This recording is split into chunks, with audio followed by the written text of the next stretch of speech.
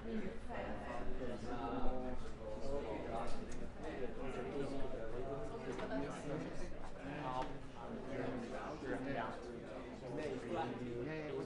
Nick, can you get a mic check? Hi, I'm Nicky. Welcome to Alpha. Life is busy. Every day we ask so many questions. What should I wear? What's the weather going to be like? What's happening today? How am I going to fit everything in? But then there are those bigger questions. Like, why am I here? Where am I heading? Is this it? Is there more to life than this? These are life's big questions, but there's rarely enough time to think them through properly. We all have different perspectives on the meaning of life and faith, and Alpha is an opportunity to explore life's big questions. This is a great place to come together and talk about them openly and honestly. I'm Gemma. I'm Toby. And this is Alpha.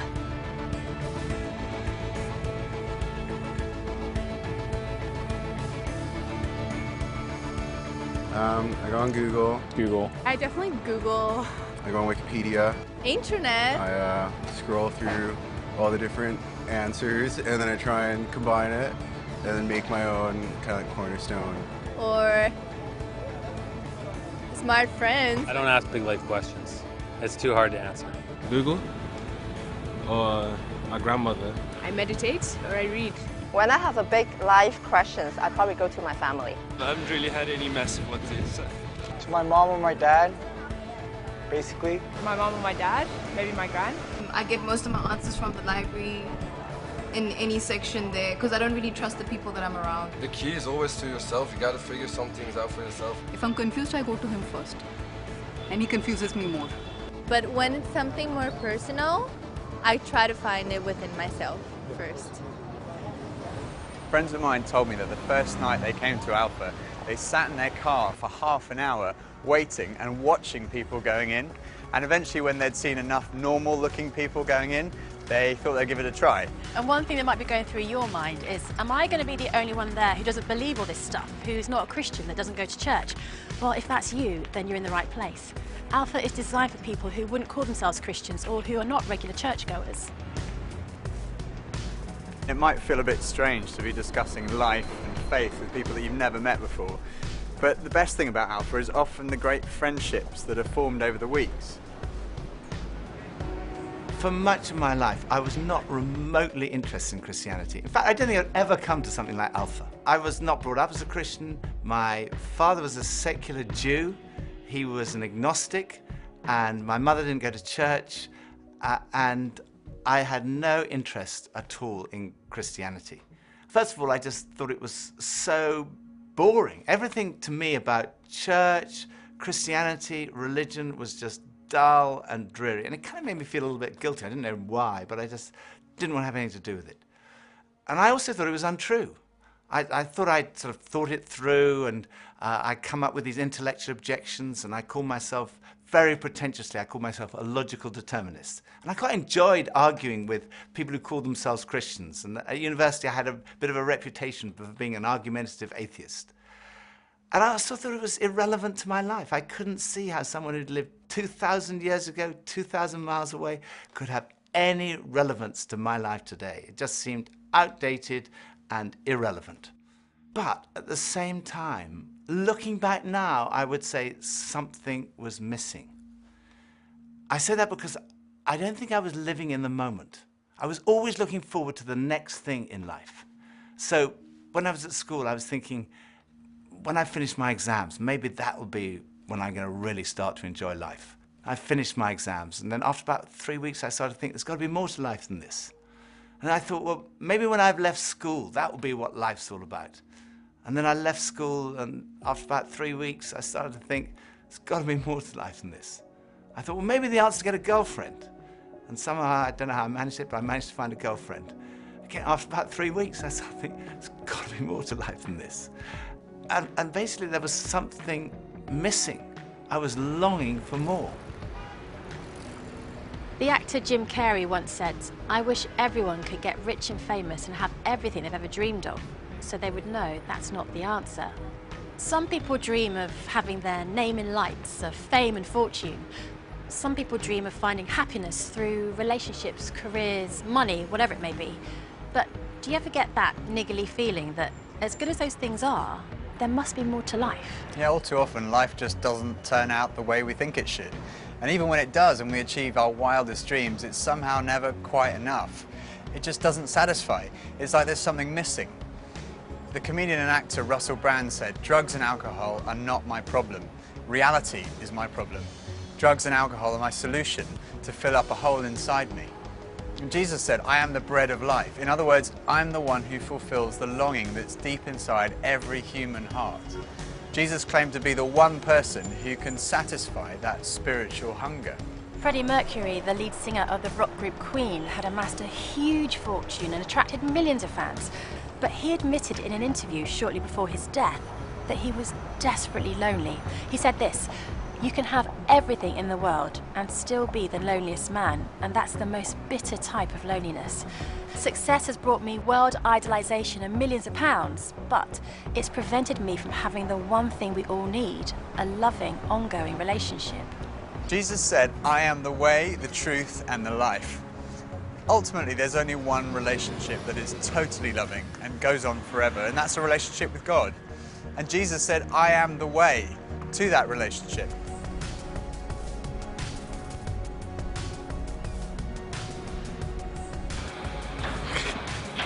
Maybe money? What makes me happy? Music. Music, ice cream, and cheese. Sleep makes me happy. Going to the gym, seeing my friends, going to the pub, playing football. Dogs. Alcohol. Women. Pretty much. The idea of life in general makes me happy. Clothes. Women. More to life than this? That's a really good question. I don't know, I can't tell you. I think we're supposed to learn a couple of things. There's nothing more. I'm still figuring that out, to be honest. No. Let's live in the moment. Absolutely. I strongly believe that there's more to life than this. No idea. Sorry. When I was about 17, I was sitting having a burger with two friends, and we were looking out the window and commenting on a few of the stores across the street, and I suddenly realized that I couldn't read any of the signs, even if I squinted. So I asked if I could borrow one of my friend's pair of glasses, and as soon as I put them on, I realized I could see everything, like colors, shapes, words. I was amazed at how everything was so clear. And I could see before, but now I could really see. And to me, that's the best way to describe the difference that Jesus makes. Jesus is the lens through which we see God. And he's also the lens by which we see the world in a totally different way. Jesus said, "I am the truth." Some people's response to a Christian might be, well, it's great for you, you found meaning and purpose in your life, but it's not for me. But when you think about it, that's not actually a logical position, because if Christianity is true, it's of vital importance to every one of us. And if it's not true, it's not great for us, because it means we're deluded. C.S. Lewis was one of the great intellectual giants of the 20th century, probably best known as the author of the Chronicles of Narnia. He said this, "Christianity, if false, is of no importance, and if true, of infinite importance. The only thing it cannot be is moderately important." I come from a family of lawyers, so naturally I wanted to look at the original documents and sources. I never really looked at the evidence before, and I was astonished at how much evidence there is for the life, death, and resurrection of Jesus. For me, it was through reading these documents that we find in the New Testament that I came to the conclusion, it's true. One of the last cases I did as a lawyer was in the Court of Appeal in front of Lord Denning, an absolutely brilliant mind, perhaps the greatest judge of the 20th century. He said on one occasion that his Bible was his most tattered book in his library. He'd examined the evidence really carefully, and he came to the conclusion, it's true. One former professor of history at Oxford University described the resurrection as the best attested fact in history. I hadn't realized how many of the pioneers of modern science were believers. Descartes, Newton, Kepler, Galileo, Locke, Copernicus, Faraday, Kelvin, Pasteur, Francis Collins, one of the greatest scientists of our time, was director of the Human Genome Project, mapping the 3 billion letters in the human DNA, considered by many to be the most significant scientific undertaking of our time. He describes how he encountered Jesus and came to believe in the truth of Christianity. Well, in the home where I grew up, faith was not something that was talked about very much. My father was a professor of drama, my mother a playwright. When I went to college and those discussions in the dorm late at night about religion began to occur, I had no particular reason to attach value to a faith system. It had never been something I was familiar with or had internalized at all. And I assumed that any religious feelings that anyone held must be on the basis of some emotional experience, and I didn't trust those, or on the basis of some childhood indoctrination, which I felt I was fortunate to have missed. I loved the experience of learning about the human body and all of the components of that, and I particularly loved being introduced to genetics. But then I ended up in the medical school curriculum sitting at the bedside of patients with diseases. This was no longer an abstract study of molecules and organ systems. These were real people. And one afternoon, one of my patients, a wonderful elderly woman, much like a grandmother, who had very bad heart disease. She had a particularly bad episode of chest pain while I was with her. She got through it, and at the end of that, explained to me how her faith was the thing that helped her in that situation. She realized that the doctors around her weren't really giving her that much help, but her faith was. And after she finished her own very personal description of that faith, she turned to me, and I had been silent, and she looked at me quizzically, and she said, "What do you believe, doctor?" And ultimately, I had to admit to myself that her question had made me realize that I had arrived at an answer to the most important issue that we humans ever deal with. Is there a God? And I had arrived there without ever really looking at the evidence. And I was supposed to be a scientist.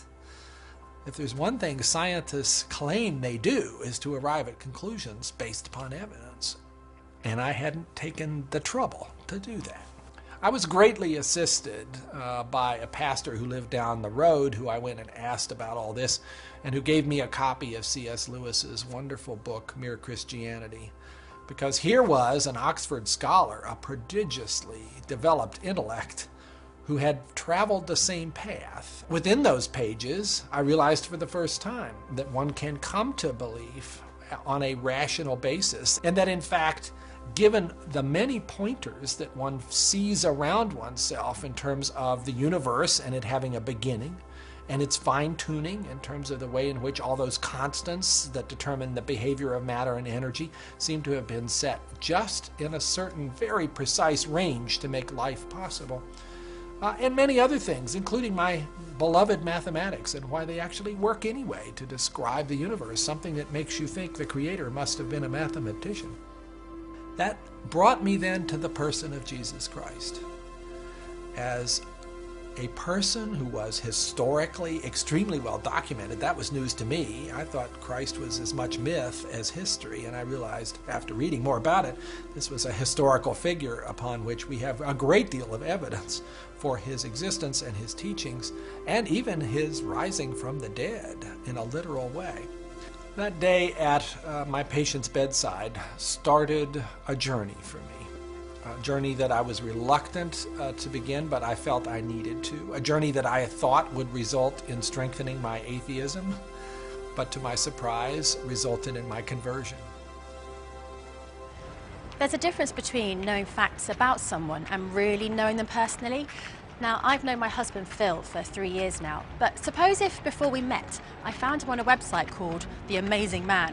Now, there's no doubt I would have looked at him and thought, okay, I'm intrigued. But what if each page was dedicated to his amazing abilities, his sparkling personality, his tender heart, his extraordinary intelligence, and his cooking abilities? Well, I would think, wow, he does sound like an amazing person.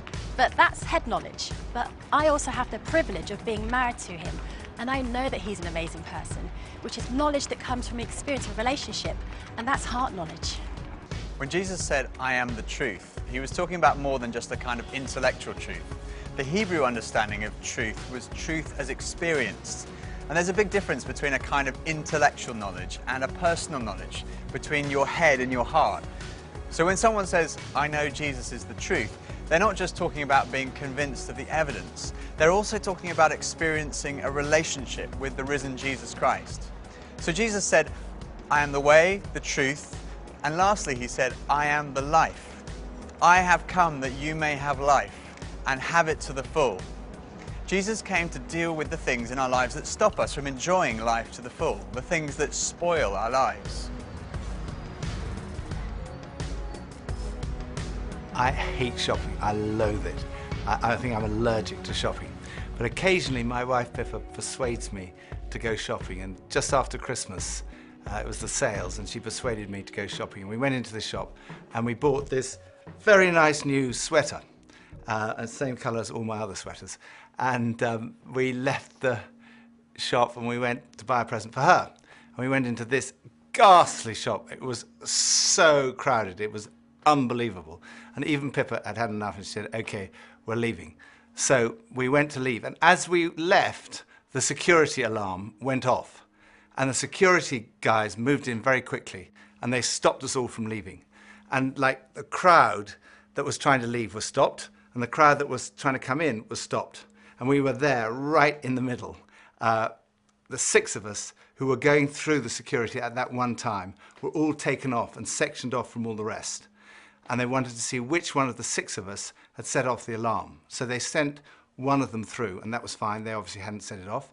Then they sent the next one through. They obviously hadn't set it off. Then the 3rd, then the 4th. None of them set it off. So it was left with Pippa and I were standing there, and I thought, oh my goodness, I'm married to a shoplifter. It must be Pippa who's got set off the alarm. So they sent her through, and she didn't set it off. So I thought, oh my goodness, I've obviously got something. Someone must have planted something on me. I'm going to be arrested, I'm going to be sent to prison. All the crowd were watching, both sides. They were just watching this criminal who'd been caught going through. So they went through, and as I went through, the alarm went off. They took me to the side. They opened up my rucksack on my back, and there they found this sweater from the other shop with the tags still on it. I felt so guilty. That was like false guilt. I also sometimes experience true feelings of guilt because I do things that are not right, that are not good. And this is the wonderful news, that God loves you and he loves me. God came in the person of his Son, Jesus Christ, to die for you and for me. And on the cross, he took all of your guilt, all of my guilt, everything you've ever done wrong, everything I've ever done wrong, said wrong, thought wrong, and he died in our place in order that we could be forgiven. And forgiveness, C.S. Lewis said, it's like a recording of our life wiped completely clean. And when we receive that forgiveness, we find life, and life in all its fullness. And that's what Jesus wants for you and for me. Life in all its fullness. Life at its very, very best. I think for so many years, I always just strived to be strong in myself. And it was as if that all I needed was me and my buddies and, we'd be like invincible. But the truth is, none of us are. And I don't want to do this thing called life. I don't want to do it on my own. And it kind of feels like my longing for this light inside is now stronger than my fear of what others might think. And people often ask, well, doesn't that make faith like a crutch? And, well, maybe, but, what does a crutch do? A crutch helps you stand, and it makes you stronger. And in that case, sure, I need a bit of that. But especially when it's so much more than that. When this faith inside is also like a backbone, helping me stand tall and helping me be strong when I'm really up against it, facing those odds, whether it's on a mountain or stuck in some jungle or just dealing with the storms, with the storms of life. Sure, I need it, I need that. But at heart, my Christian faith says that I'm known to Christ, bought at a price, blessed with light, Faith says that we're loved regardless of our mess, regardless of how many times we fall down, and that Jesus somehow picks me up. And sure, you know, I'll reach out to that. Why wouldn't I? I used to think Christianity was boring, untrue, and irrelevant. But when I read about Jesus, I realized he was anything but. Jesus said he's the way to God. He's the one who brings meaning and purpose to your life. He said he's the truth. He said he's the life, that true fulfillment is found in a relationship with God through him. Alpha is a place where you can be yourself. You can say what you think and challenge everything. No question is too complex or too simple. And what your point of view is as important as anyone else's. And over the weeks ahead, we are going on a journey together, an adventure to explore the questions of life, faith and meaning. Think of it this way. If you live to be 70, you're going to spend 20 years and 3 months asleep, 10 years and 5 months watching TV, 5 years and 9 months in some form of transportation, 7 years and 6 months eating and drinking.